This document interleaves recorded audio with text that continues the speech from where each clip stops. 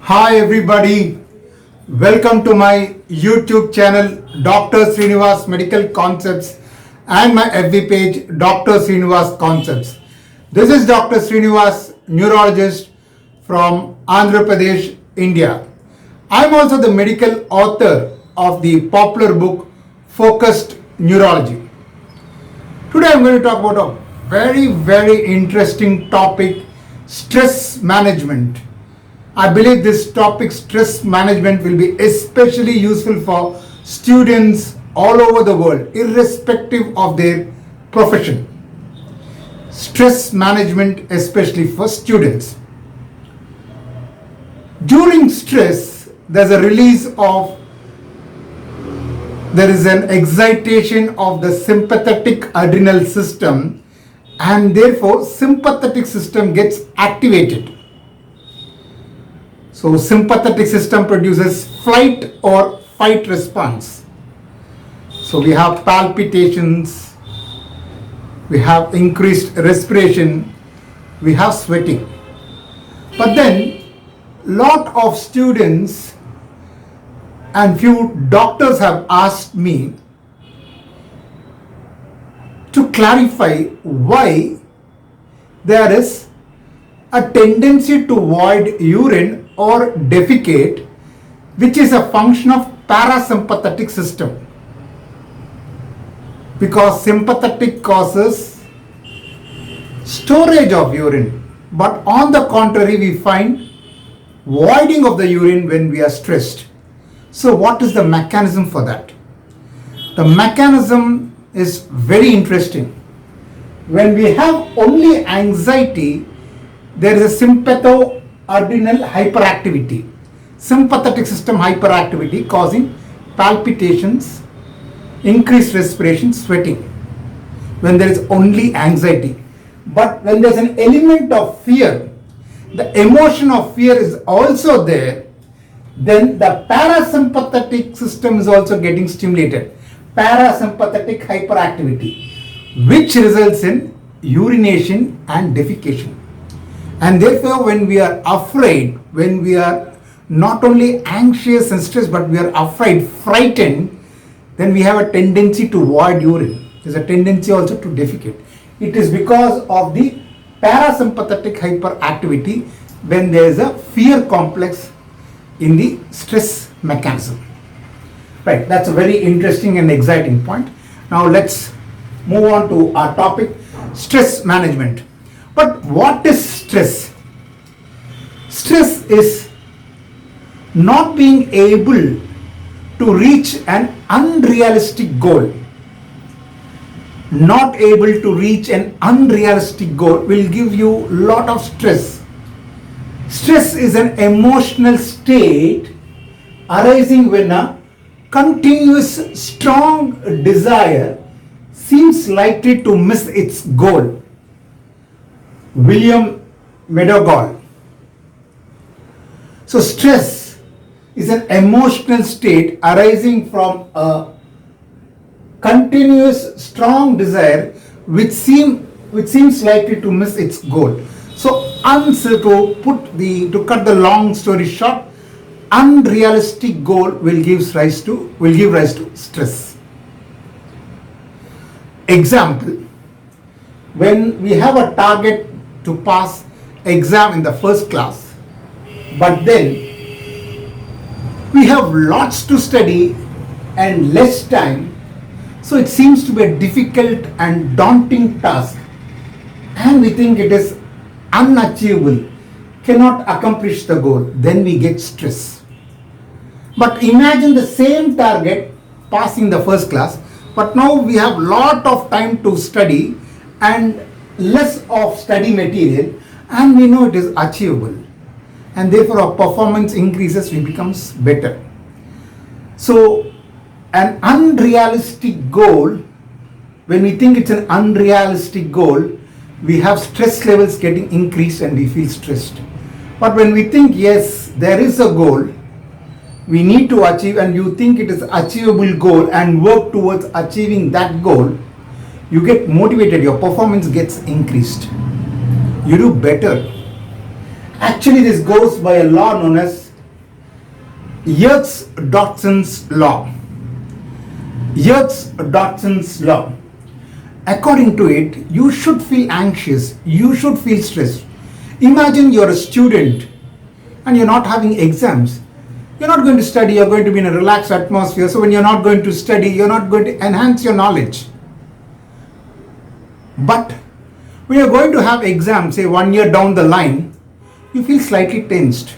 You know it is an achievable target because you have 1 year, but you feel slightly tensed, anxious because you need to perform, then only you'll pass the exam. But you have a lot of time. You know it's an achievable goal.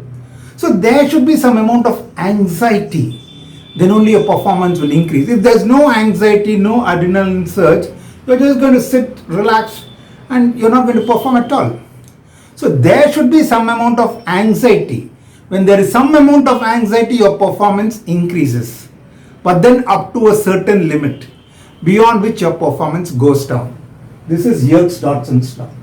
So as the anxiety increases, so also your performance and reaches an optimal level, beyond which your performance goes down. Suppose you need to read a textbook which contains 120 pages and you have 120 days, 4 months. You can read 1 page a day. You're not going to be stressed up. But if you need to read, say 100 pages a day, you're going to stress up. Your performance goes down. So as the anxiety increases, so also the standard of performance, but only to a point, after which increasing anxiety causes a rapid decline in performance. This is Yerkes Dodson's law. So we need to have some amount of anxiety to perform, but not an overtly excessive anxiety which is going to deteriorate our performance. This is Yerkes Dodson's law. So as I said in the beginning of the lecture, when there is an anxiety, there is an increased sympathoadrenal hyperactivity. So you'll have palpitation, sympathetic activity. You have breathlessness, you have sweating. It's a fight or flight response. So basically it's an increase in sympathetic activity, sympathetic overactivity. But when there is some amount of fear in it, a fear complex, an emotion, an element of fear in it, the parasympathetic hyperactivity increases, and when the parasympathetic activity increases, one feels like voiding urine or passing feces, defecation. Example, when a student is caught red-handed by the principal as he is smoking, and when the student is asked to come and meet the principal in his chamber, now he gets frightened. What kind of punishment is the principal going to give me? So when he gets frightened, when there's an element of fear to the anxiety complex, the parasympathetic activity is also stimulated.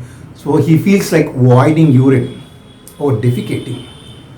So though anxiety increases the sympathetic activity, flight or fight response, when there's an element of fear, the parasympathetic activity increases, especially when there is fear, when they are frightened, urination and defecation takes place. There are behavioral changes also when a person is stressed or anxious. You must have seen persons, they can't sit, they are restless, they are moving here and there. Some people start biting their nails, nail biting. So nail biting, restlessness are all the behavioral changes which we see in anxious or stressed persons. But what are the sources of stress? What makes one stressed? There are basically 5 points which makes a person stressful. The first one is change. Persons want the same routine activity, the same predictability, the same routine to continue. When there's a change, they're not able to accept it. They become stressed. For example, a person with a good job, well settled in a city like Chennai, in Tamil Nadu, India, he gets a promotion and is asked to move to the other place. Though he gets promotion, when he is asked to move to a different place, he gets stressed. So change causes stress. So one of the important factors for stress is change. We are used to continuing the same kind of lifestyle, the routine, the predictability. When an unpredictable event happens like a change, a job transfer, you are not able to accept it and we become stressed. Second is pressure. When we are compelled to meet a higher standard of performance, we get stressed. Suppose I study well, a student gets reasonably good marks, but he's compelled, he's forced. Parents say, no, you should get state first, you should be the university topper. Or when they set a higher standard, when they force the student, when they compel the student to meet the higher standard, he gets stressed. So pressure also causes stress. Daily hassles can also give rise to stress. You go in a car, so morning 7 o'clock you go for your job, there's no traffic, you feel relaxed, comfortable. But due to some reason you get up late and you need to really rush. 9 o'clock your office, you start at 8:30, there's a lot of traffic, but you need to be there at 9, and on top of it you are held in the traffic, there's a traffic jam. You get stressed. The daily hassles also can give rise to stress.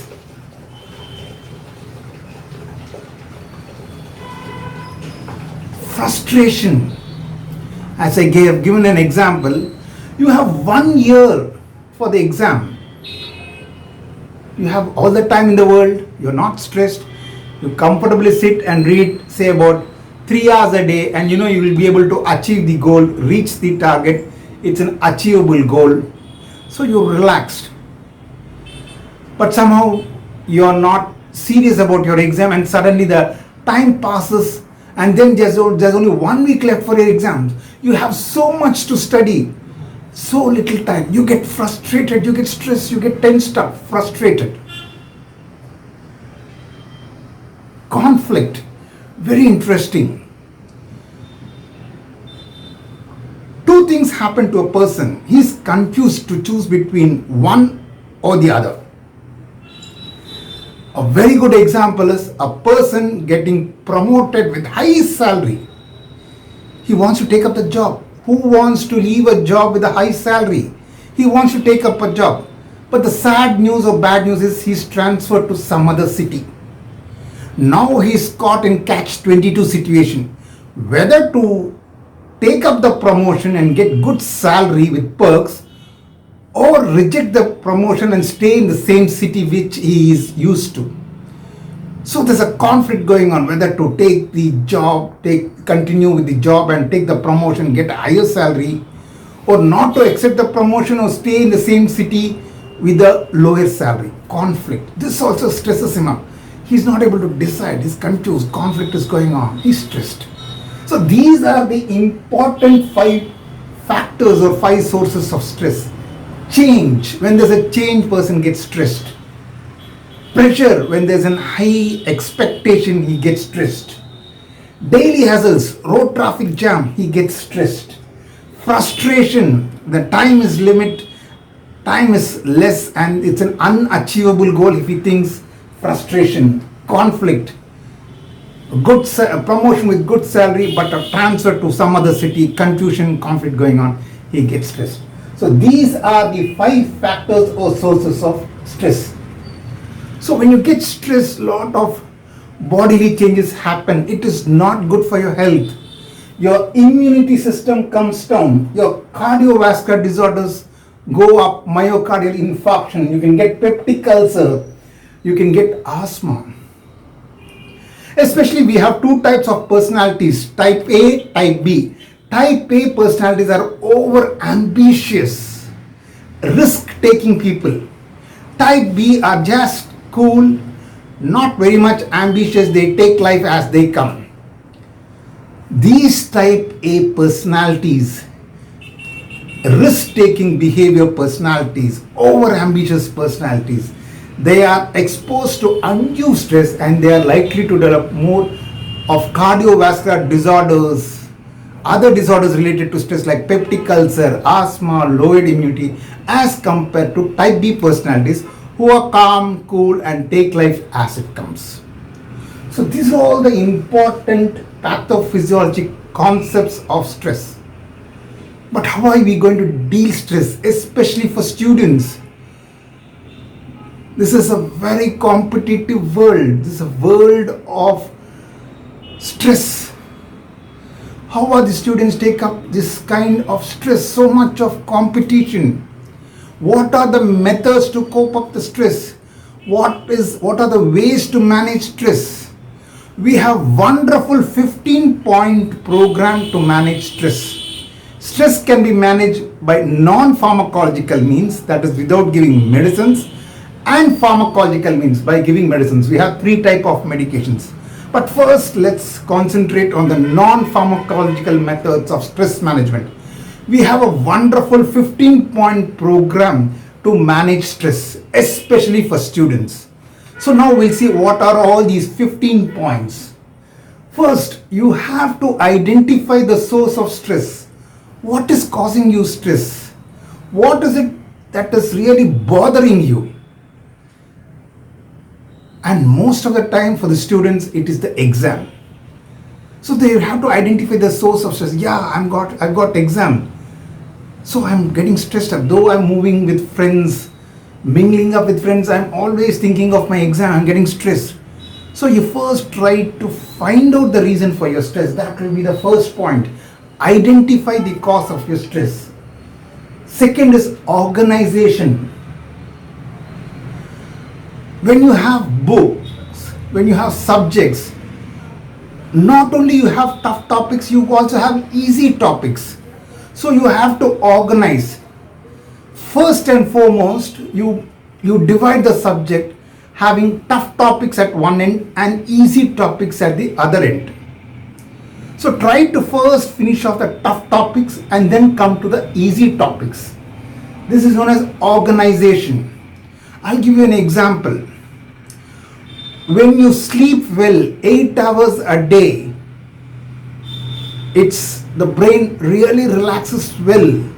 And when you get up after 8 hours, the brain is fresh. It can take new information. It can acquire new information. As a sponge absorbs water, the brain is willing to take new information, acquire new information, even tough information. So when you get up after very good sleep and when you're fresh, you should start studying the hard topics first. Because brain is able to acquire new information akin to the sponge absorbing water. It is willing to take on the new information, complicated stuff. So when you get up early in the morning after good sleep, try to read the tough topics first and then go to the easier topics. This is known as organization. How you organizing things? Not all topics are tough. Some topics are easy. So first finish off tough topics and then go to the easier topics. Time management. The third is time management. As I said, if there are 1200 pages in a textbook and you have 4 months, that is about 120 days. So you have to read 1200 pages in 120 days. That means 10 pages per day. So you calculate the time, how you manage the time management. So if you are able to read 10 pages a day, you are able to complete 1200 pages in 120 days. So that's how you manage time. You have to prepare well. If you don't manage the time and you read 1 page, the other day 3 pages, then 5 pages, then come back to 2 pages, you got disorganized. There's no time management. And the end, when you see there are about 500 pages left and you have hardly 2 days, you are stressed. You know it's an unachievable target, unachievable goal. You are stressed. So time management is very, very important. Then the next fourth important point is avoid negativity. Some people, your friends or others may be jealous of you. You are studying well. You may get first class, university topper. They may be jealous of you. Just to put you down, they may start criticizing you. Your handwriting is not good. Even if you study, you cannot memorize well. You will not do well in the exams. They keep on talking all negative things about you, trying to put you down. When you keep on constantly listening to this negativity and the ill talk about you, obviously your confidence level will go down and you may not be doing that well in the exam. So avoid negativity, avoid negative people who are trying to put you down. Always move around with positive people and positive things. Set achievable goals. As I said, 10 pages a day, it's an achievable goal. You can read rest of the time, but set 8 hours a day for sleep, 1 hour say for relaxation. So you should set achievable goals. When are the goals achievable? When you have good amount of time. So you should plan well ahead and then set achievable goals. Set goals which are achievable, realistic goals. Very important. Share your emotions with your well-wishers. Share your emotions with your well-wishers. There's a saying that if you're happy and share with your friends, your happiness doubles with your well-wishers. And if you're sad and you share your sad feelings with your friends, your sadness comes by half. So your stress levels also will fall down. So always share your feelings with your well-wishers. Talk about your stressful state you're going through, the sad moments of your life, the real pressure you're going through. Share the sadness, it's going to half. Like the happiness is going to double when you share with your well-wishers, the sadness is going to become half. Share your emotions with your friends. The 7th point, exercise and walking. It has been scientifically proved, and even the American Heart Association has recommended 150 minutes of moderate exercise a week for a good cardiovascular health and for mental well-being. That means 30 minutes a day of brisk walking, just 5 days a week is sufficient. So you plan in such a way that you spend at least half an hour for brisk walking. When you walk, body releases enkephalins and endorphins, which are not only pain-killing substances but pleasure-giving hormones. So you feel very happy. You must have noticed after playing a game of tennis or working out, hitting the gym or working out, you feel so happy. In fact, if you see the mental state of sports persons, most of the sports persons are happy as compared to non-sports persons. Why? Because they work out, they physically strain, body releases enkephalins, endorphins, it gives them happiness. So they're always happy, nice, jovial people. Unlike non-exercising people who are sedentary, who are boring, and who are always having unpleasant memories. They have an unpleasant state. So work out, exercise, walk at least half an hour a day. It gives you a lot of happiness and your stress levels will go down. Music therapy and listening. It has been again proved that when you listen to lovely music, the nucleus accumbens get stimulated. It gives you a pleasurable feeling. So always listen to the music you enjoy. It could be a melodious or soft, soothing music. Whatever music you like, you just listen music. Your stress levels will come down. You will feel happy. Nucleus accumbens get stimulated. So make it a routine that you listen to music so that your stress levels comes down. In fact, there are centers where they incorporate music therapy to reduce stress levels. Music therapy is one of the important therapies to bring down your stress. Avoid bad habits. Obviously, smoking and alcoholism is going to increase your stress levels further. Sleep. 8 hours of good sleep is required. No matter how busy you are, you need to sleep 8 hours a day. Sleep is not a passive process, it is an active process. When you sleep, the immunity increases. Your amount of learning the memory increases. As I said earlier, when you sleep well and get up early in the morning, you will be able to acquire great amount of information, even tough information, akin to a sponge absorbing water. And when you have memorized, when you have studied well, you need to sleep so that the memory gets consolidated. So 8 hours of sleep is required so that your stress levels comes down. Leisure. So when you have planned, you may have some few minutes left for your leisure activity.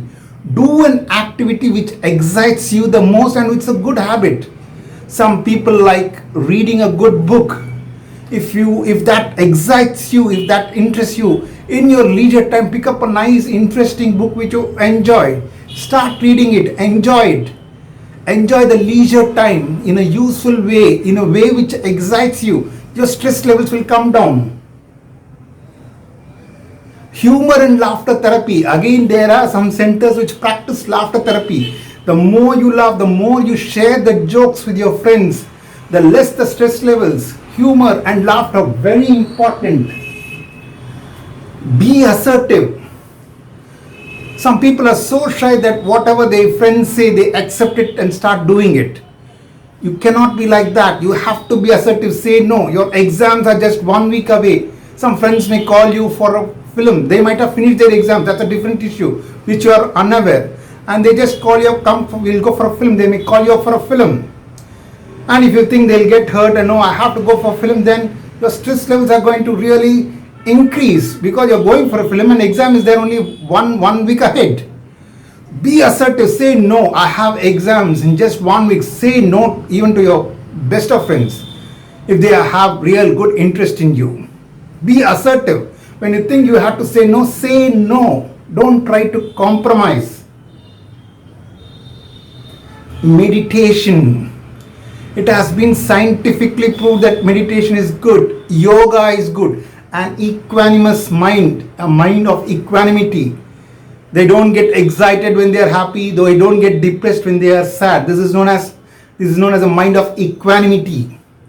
This is otherwise known as yoga, meditation. When you start meditating, it has been proved.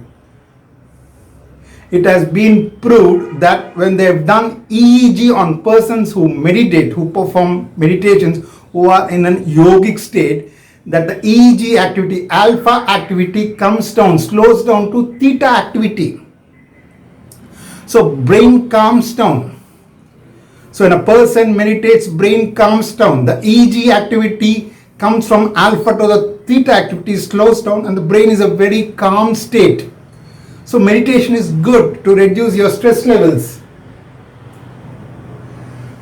And finally, the 15th point is that you should take good nutritious food in an appropriate manner. You should not eat too much and becomes obese, or you should not completely starve yourself and becoming thin. Both are bad. The extremes are bad. And the food should contain a lot of green leafy vegetables and fruits, which are good for your health. So if you follow these 15 points, the 15-point program, your stress levels are going to come down and you're going to really perform well in whatever endeavor you're going to take up, especially your exams. This is the non-pharmacological management of stress. But despite all this, your stress, then you have to be put on medication. The person has to be put on medications. We have 3 kinds of drugs. One, benzodiazepines, alprazolam, lorazepam or clonazepam. Then we have SSRIs, selective serotonin reuptake inhibitors. It increases the levels of serotonin. And the stress comes down, they feel happy, fluoxetine. And the third is the beta blocker, which reduces the autonomic accompaniments of anxiety. Example, propranolol. So if we follow these methodical 15-point program, our stress levels will come down. Failing which, the next step will be pharmacological treatment. So this is all about stress, and if you know how to handle stress, you have probably already on the way of becoming successful. A person, he may or may not know how to handle success, but a person should definitely know how to handle failure. If you know how to handle failure and stress, you're already on your way to becoming successful. And I hope I'll see all of you successful and coming out in flying colors. If you have any suggestions or doubts, please post onto my YouTube channel. I've really enjoyed listening. I hope you have enjoyed listening to my lecture. I really enjoyed giving the lecture. Any suggestions or comments, most welcome. You can put on my YouTube channel. But please like and subscribe my YouTube channel, Dr. Sreenivas Medical Concepts, and my FB page, Dr. Sreenivas Concepts. Thank you. Bye.